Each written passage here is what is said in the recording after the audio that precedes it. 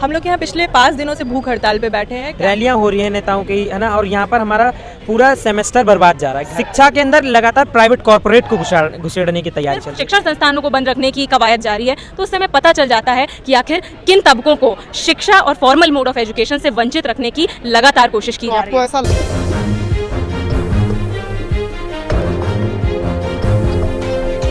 मैं इस वक्त दिल्ली यूनिवर्सिटी में मौजूद हूँ और यूनिवर्सिटी रीओपन को लेकर छात्रों का प्रदर्शन है और क्या कुछ मांगे हैं खुद उनकी जुबानी सुनते हैं। मैम, आपका नाम? प्रियंवदा, दिशा छात्र संगठन से। मैम, मैं आपसे समझना चाह रहा हूँ कि आप लोग क्यों प्रदर्शन कर रहे हैं? हर बात पे प्रदर्शन। हम लोग यहाँ पिछले 5 दिनों से भूख हड़ताल पे बैठे हैं कैंपस को रीओपन करने की डिमांड को लेकर। आज हम देख ही रहे हैं कोविड के नाम पे सिर्फ कैंपस ही बंद है। शॉपिंग मॉल से लेकर मार्केट प्लेस हर जगह चीज़ें खुल गई हैं। इतनी रैलियां हो रही हैं अलग अलग पार्टीज़ की, लेकिन हमारे कैंपस आज भी बंद है। हम जानते हैं जो घरों में ऑनलाइन एजुकेशन हो रहा है उससे कितने छात्र प्रभावित हुए हैं। एक बड़ी छात्र आबादी है जो ऑनलाइन एजुकेशन नहीं ले पा रही है। कैंपस खोलने की डिमांड इसलिए हम लोग उठा रहे हैं ताकि लोग आएँ और पढ़ें। और अगर वैक्सीनेशन कराना है तो यूनिवर्सिटी ये जिम्मेदारी ले, वीसी ये जिम्मेदारी ले, सारे स्टूडेंट्स का, स्टाफ्स का प्रॉपर वैक्सीनेशन वो इंश्योर करें। वीसी से कुछ बातचीत हो पाई? आप लोगों को कुछ आश्वासन? आज हम लोग जॉइंट प्रॉक्टर से मिले। जॉइंट प्रॉक्टर ने एश्योर किया है हमें कि दिवाली के बाद वो कैंपस खोलेंगे। अभी वो प्रोसेस चल रही है कैंपस खोलने की, उनकी कुछ टेक्निकलिटीज़ हैं, वो उस पर काम कर रहे हैं और दिवाली के बाद वो कैंपस खोलेंगे। अगर ये एश्योरेंस पूरा नहीं होता है, दिवाली के बाद कैंपस खुलने शुरू नहीं होते हैं, हम पूरी तरीके से कैंपस खोलने की मांग कर रहे हैं। हम फेजेस में आप हमें वो नहीं दे सकते। हम ये मांग कर रहे हैं कि पूरी तरीके से कैंपस खोलो और अगर ये एश्योरेंस पूरा नहीं होता है तो हम अपनी इस भूख हड़ताल को, हम अपनी इस लड़ाई को, इस प्रोटेस्ट को और इंटेंसिफाई करेंगे। हम और अधिक संख्या में और अधिक स्टूडेंट्स यहाँ हंगर स्ट्राइक पे बैठेंगे। आपका नाम?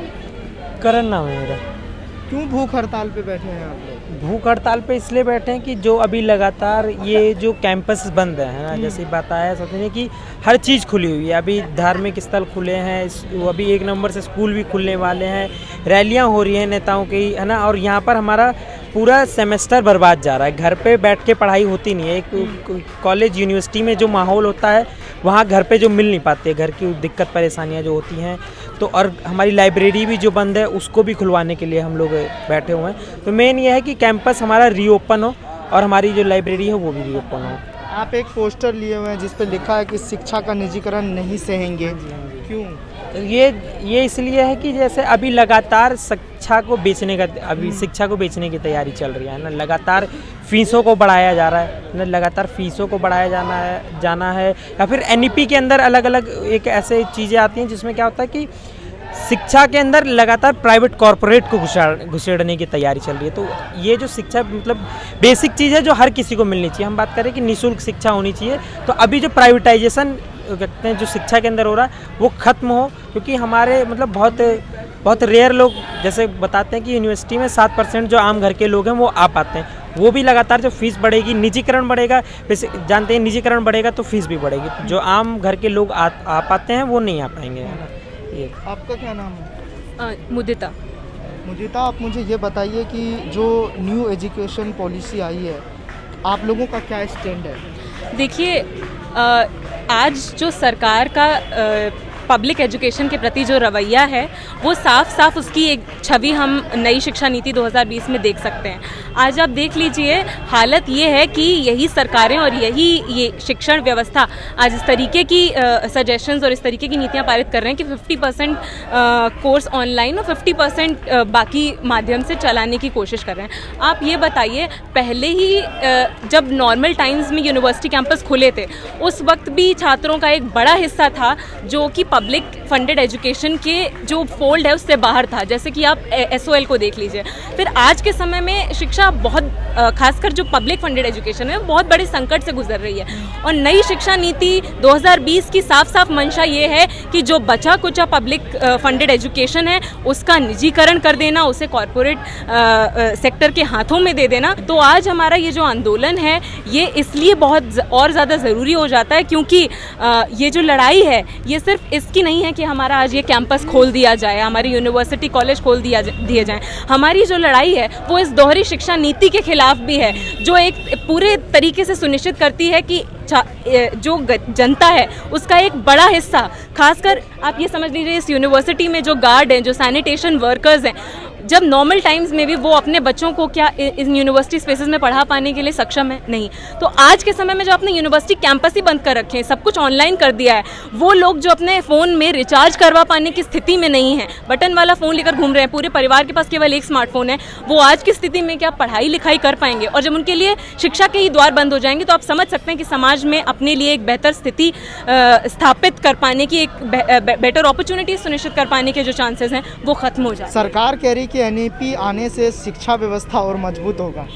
देखिए, ये तो बहुत ही बड़ा भ्रम है। आप ये समझ लीजिए कि यहाँ पर हर साल 60 से 70 हज़ार केवल सीटों पर स्टूडेंट्स का दाखिला होता है, जिसमें 100% कट ऑफ निकलता है, आप समझ ही सकते होंगे। और उसके अलावा 5 लाख से के करीब या उससे ऊपर बच्चे SOL में दाखिला लेते हैं, जो मतलब ऑफलाइन जो एजुकेशन है, फॉर्मल मोड ऑफ एजुकेशन जिसे हम कहते हैं, उसके दायरे से वो बाहर निकल जाते हैं। फिर वो आज सरकार ने क्या किया है कि स्टेट्स में भी आपने SOOS state institutes of open learning खोल दिए हैं, जहाँ पर कि जो बच्चे स्कूल तक नहीं पहुँच पा रहे या जहाँ पर स्कूल नहीं है, उनको आप दूरस्थ शिक्षा के माध्यम से पढ़ाने की कोशिश करेंगे, ताकि वो 5वीं 6वीं 7वीं 8वीं तक पहुँचते पहुँचते मजबूर हो जाएं कि उन्हें कोई ना कोई नौकरी ढूंढनी पड़े और वो आगे ना पढ़ पाएँ।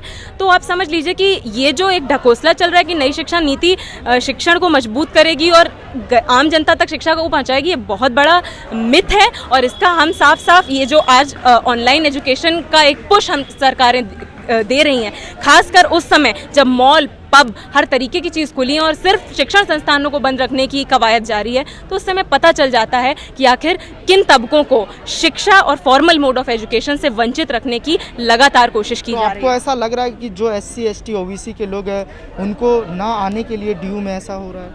देखिए, जैसे कि हमने कहा कि नई शिक्षा नीति के आने के पहले भी हमारी जो शिक्षा व्यवस्था है वो इस तरीके से ऑपरेट कर रही थी कि फॉर्मल मोड ऑफ एजुकेशन में जो पब्लिक फंडेड एजुकेशन है उसमें बहुत ज़्यादा अपॉर्चुनिटीज़ नहीं क्रिएट हो रही थी। नहीं तो आप देखिए हर साल मॉल खुलते हैं, सिनेमा घर खुलते हैं, इतनी चीज़ें खुलती हैं, नया कॉलेज क्यों नहीं खुलता? पिछले 20 सालों में एक भी नया कॉलेज हमें जल्दी क्यों नहीं देखने को मिलता है? क्या वजह है?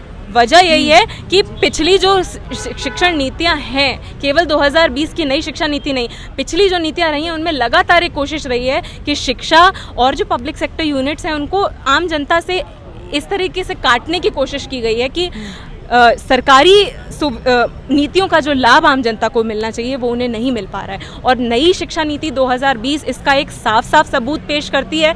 और ये हम ऑनलाइन जो शिक्षण चल रहा है उसमें भी देख रहे हैं, जो यूनिवर्सिटीज़ जिस तरीके से बंद हैं और आम जनता नहीं पढ़ पा रही है, उस पूरी तरीके से हमें आज ये दिख रहा है और उसके खिलाफ हमारा ये संघर्ष जारी है। तो अगर आपको पसंद आया हो तो इसे लाइक करें, कमेंट करें, शेयर करें और हाँ, हमारे चैनल को सब्सक्राइब करना ना भूलें ताकि देश विदेश से जुड़ी खबरें आप मिस ना करें, क्योंकि कोरोना काल में 2 गज दूरी, मास्क है जरूरी। नमस्कार।